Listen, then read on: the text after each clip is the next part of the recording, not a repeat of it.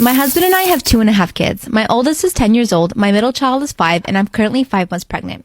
My 10-year-old is from a previous relationship, and my 5-year-old is adopted. My sister got pregnant unexpectedly, saw adoption as her only choice, and didn't want the baby to go to strangers, so I stepped up. We did everything right. My sister went to therapy to consult on her choice, and I went with her to make sure she was sure, and we did everything that was recommended for adoptive mothers/birth mothers along the way. It wasn't an immediate adoption. I got guardianship, and we built to an adoption, and my sister was involved in the entire process, and again, never expressed any issues in the time it took to finalize. Just over a month ago, I announced my pregnancy. My 5-year-old knows about the biological relationship between her and my sister.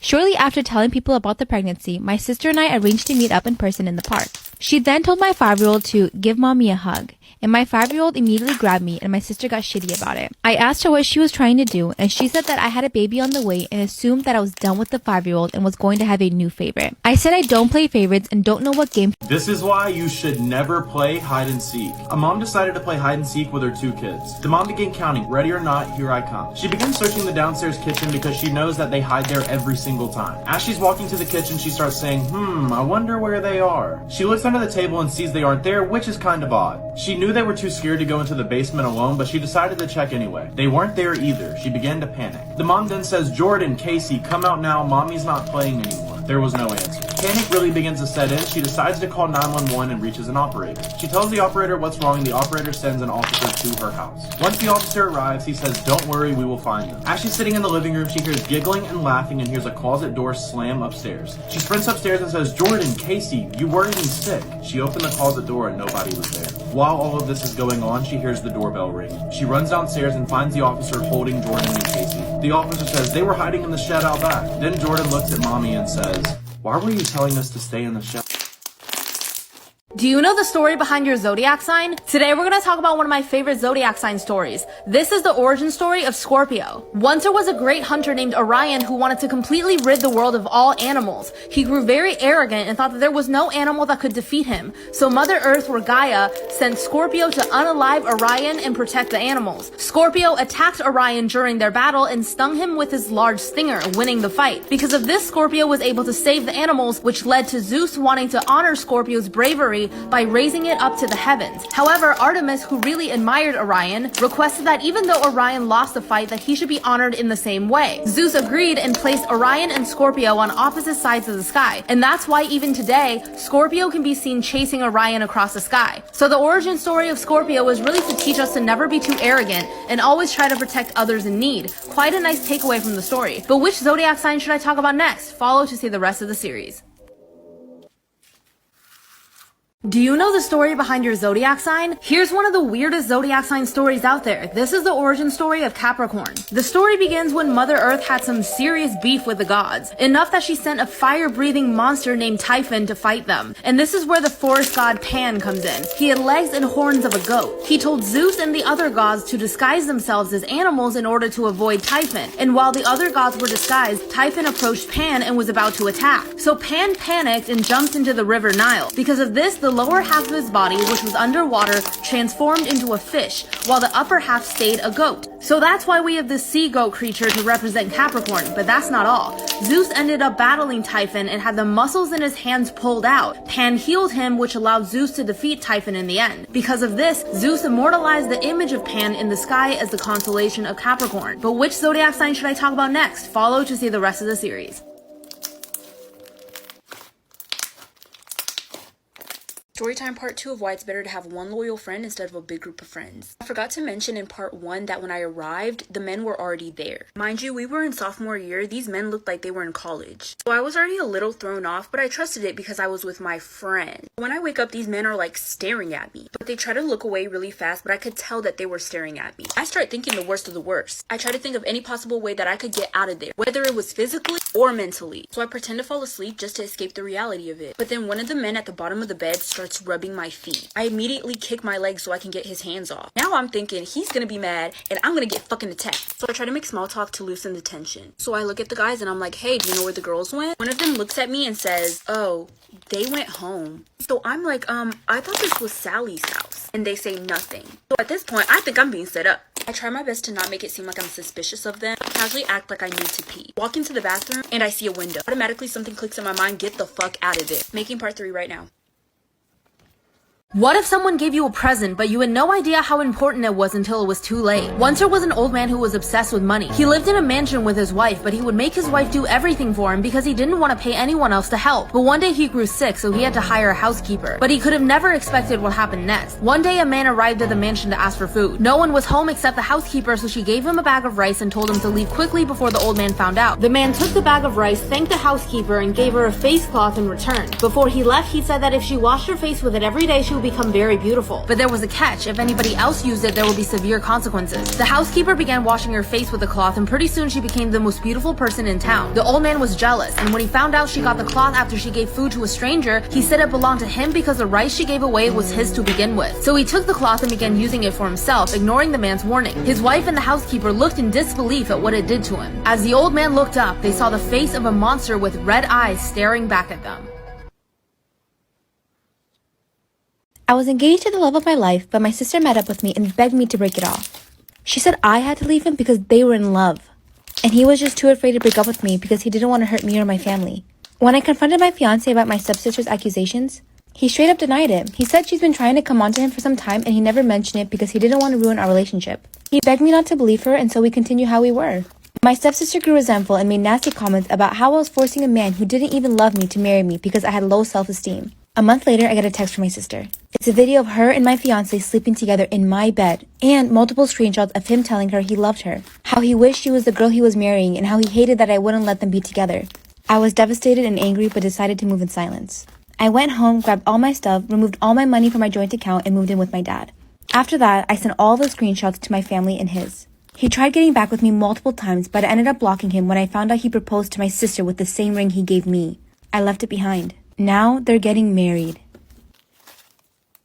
Have you let anyone borrow your phone before? One woman let her son borrow her phone, but she could have never expected the terrifying things she saw after she got her phone back. So this woman got her new phone and she put it on the kitchen counter and went to watch some TV. That's when her son came in and asked if he could borrow the phone to play with it. The woman didn't think much of it at first, so she agreed, but she could have never known that this would lead to a terrifying discovery. When it was nighttime, she got ready to tuck her son into bed, so she went upstairs to his room, but he wasn't there. Then she ran over to her room and saw him sleeping on her bed with the new phone in his hand. She felt relieved, so she took her phone back and started looking through it. At first, nothing was out of the ordinary. She saw her background had changed, but it wasn't until she saw the photos that she found the horrifying surprise. There were many new photos on her phone that her son took around the house, the front door, the kitchen, and even photos of her taken from the back when she was watching TV. She started deleting these photos until the last one caught her eye. Instantly, she turned around, terrified. It was a photo of her son sleeping in her bed, but it was taken by someone else, someone standing above him, and on the edge of the photo was half of a stranger's.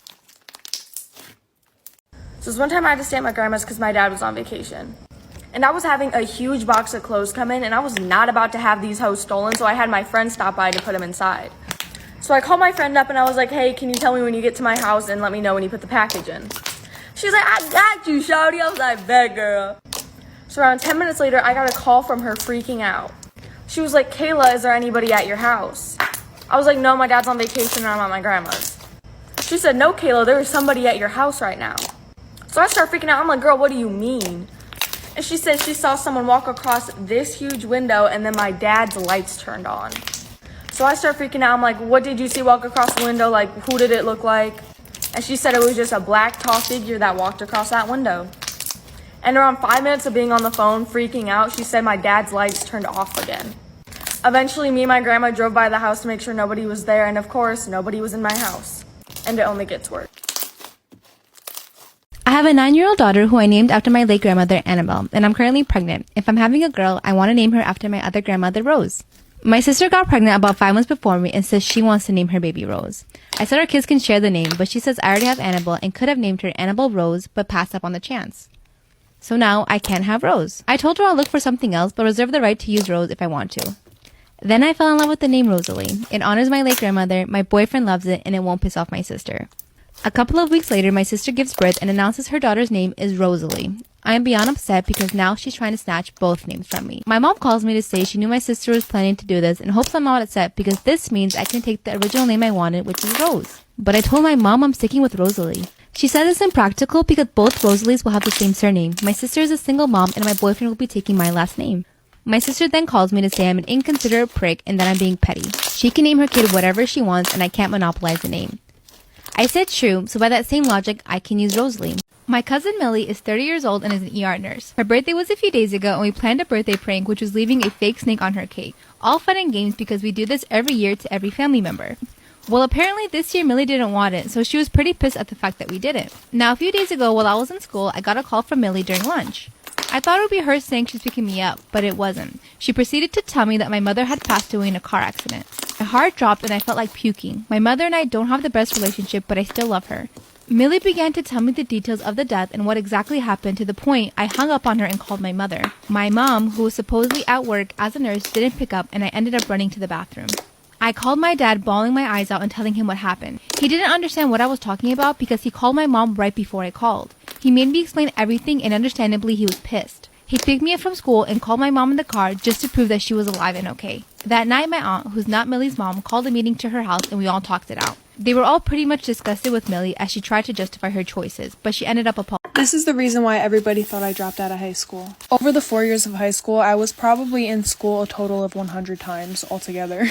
And this wasn't because I was lazy, I mean partially, but it was mostly because I had really bad stomach problems. So I always had these doctor's appointments, I was always missing school because my stomach hurt. So then my junior year, since my attendance was really bad, they decided to put me on home instruction. This means that teachers will come to my house for about 2 hours a day, 3 days a week. And my teachers had to bring with them these time slips. For example, saying that they saw me from 9 a.m. to 11 a.m. And when I was a minor, my dad had to sign it. And when they hand in those time slips, those are the hours they're getting paid for. So I had this one teacher. She was my history teacher, but we would literally just gossip the entire time. She was mad chill. Sometimes, though, she would cancel on me, and sometimes I would cancel on her. But this was my senior year, so I was 18. So I was able to sign the time slips. So I saw her once a month when I was supposed to see her 4 times a month. So every time she came, I signed 4 time slips. I got the credit, she got the check.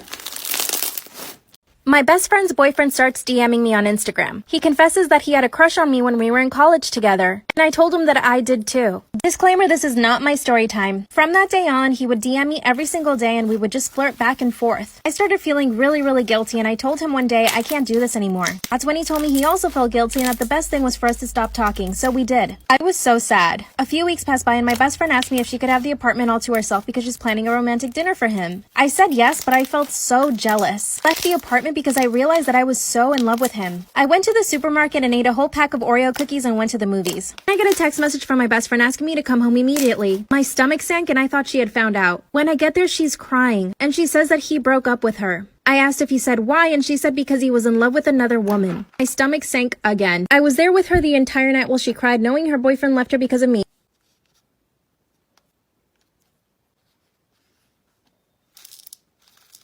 If you play an instrument, don't do what he did. Once there was a man known as the best guitar player in the world. He would play on the streets of the city and he made quite a good living from it because everyone knew who he was, until one day something terrifying happened. A rich man came up to him and said he wanted to hire the guitar player to perform at his private party. The guitar player agreed instantly. He arrived at the rich man's mansion, full of people waiting to see him play, and afterwards at night he walked home alone. That's when something he could never explain happened. He heard a sound coming from the bushes behind him, and suddenly a stranger appeared. This stranger asked, "That's a very beautiful guitar, can I play it?" The guitar player agreed and handed it to him, and this stranger played even better than he did. He was shocked and said, "That's amazing." The stranger replied, "Of course, I was a guitar player when I was alive." The guitar player ran and ran, not even looking back to get his guitar back. He thought this would be the end of it, but he was wrong. The next day, he opened up his door to find his guitar lying there, and a ghostly voice coming in from the hallway saying, "Here, I brought your guitar back."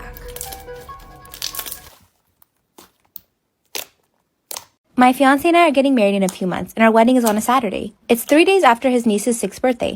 He has 2 nieces while I have 1. When we booked the date, we were aware that it was close to her birthday, but we figured because it was not on her actual day, it would be fine. His sister has recently asked if we could make our wedding a little bit more special for her daughter. She asked if she could pick out the dresses, for her to wear a tiara while the other 2 have simple headbands, and invite 1 school friend and 30 minutes to an hour of her music playing. She also wanted people to sing happy birthday to her. We said no to this. We want the flower girl dresses to all look the same and to go with the color scheme. Plus, we know that if the other girls see her wear a tiara, then they will also want one. We don't want some kid at our wedding who is not with their own parents. As for the music, it would be annoying, but all guests are welcome to request songs to the DJ. And I told her we can sing happy birthday after we cut our cake and we can bring her out a little cupcake. My sister-in-law is unhappy about this, because our wedding means her daughter will not get a birthday party that year. And she thinks waiting until the weekend after is too long and it will upset her daughter. My partner is starting to cave, but I don't want to budge. He feels bad in the situation, but I don't. Am I wrong for not having a birthday party at my wedding? Welcome back to Reddit Stories. About 18 years ago, my wife and I wanted to adopt a child, and we were paired up with an Asian couple. We assured them the child would be loved, which was the truth because we instantly fell in love with our baby boy. After about 8 months, though, we started to feel twinges of guilt because our perfect Chinese son was going to be raised in this whitewashed household by two ding-dongs who were unable to provide him with any sort of connection to his cultural heritage or identity. There happened to be a large Chinese population in our city, though, so it seemed like a no-brainer for us to expose him as much as we could. We enrolled him in Mandarin classes, and we even developed a relationship of sort with a Chinese couple who became his adopted auntie and uncle. We even took family trips to China every couple of years. Flash forward to recently, he's now 17 years old and getting ready to go to college, so my wife and I are helping him fill out the financial aid form. Digging through my office for the needed paperwork, I came across his adoption papers, and it was only then that I saw it. Something so obvious, so painfully brick to the face obvious. Something that neither my wife nor I in the stupidity of our youth had registered. The names on the adoption paperwork were Park and Kim. Our son was Korean.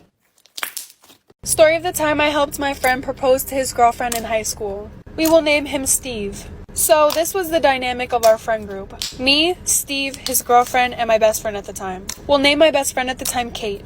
I'm just gonna refer to his girlfriend as his girlfriend. Anyway, Steve and his girlfriend were dating for a while. He was a senior and she was a junior.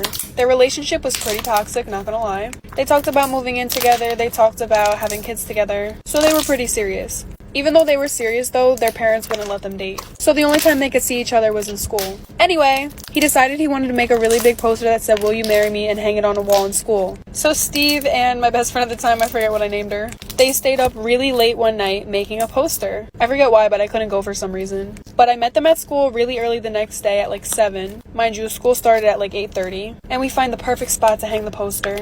All the way in the back of the school by the locker rooms in between the girls' and the boys' bathroom. So his girlfriend comes in, sees the poster, cries, says yes. But they broke up a few weeks later. Can you solve this mystery? This is the story of two friends who